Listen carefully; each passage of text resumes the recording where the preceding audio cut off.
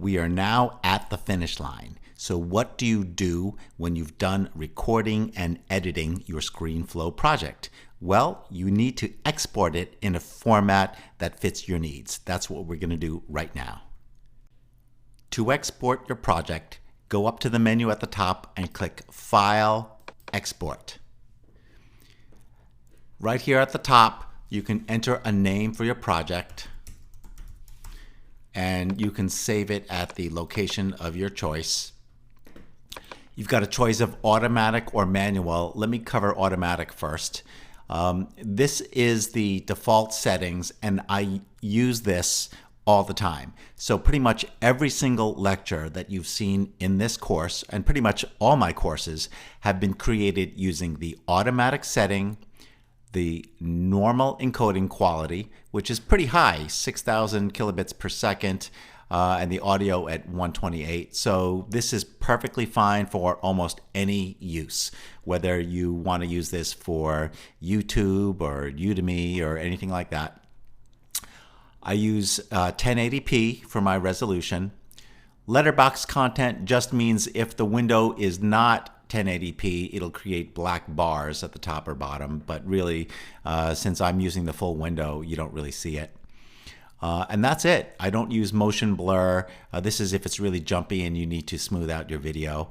It'll give you a preview of the file size. And simply click the export button, and it'll just take a minute or two to export. That is the automatic setting. That is what I use 100% of the time. It works beautifully. Your other choice is to use manual exporting, which I never use, but certainly it's available. The default preset for manual exporting is web high resolution. This is the one you'd probably use most of the time. Web low is only if you're creating this video that's meant for people with slower internet connections. Lossless and ProRes is probably for if you have a larger project that you're going to be using more professional video editing software for, and you wanted to bring in this project, you would probably use that.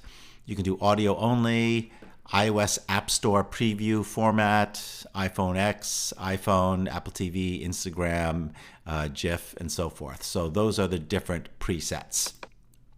You can customize them by clicking the Customize button.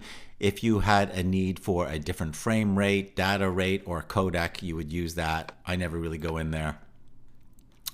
And then you can also adjust the resolution. You can choose 720p, 1080p, or a percentage of the original, or enter a custom amount. And then go ahead and click Export. Lastly, you can go to File, and instead of exporting, you can publish directly to Vimeo, YouTube, Google Drive, Dropbox, and so forth. So if you choose one of these options, for example, YouTube, it'll give you some options here, like what was your preferred resolution and frame rate. But then if you click the sign in button, this will take you to your YouTube sign in, and you can upload the video directly to your account. So this is just another option for you. Personally, I think it's probably better to just save it on your hard drive first and then upload it to YouTube, but this is an option for you.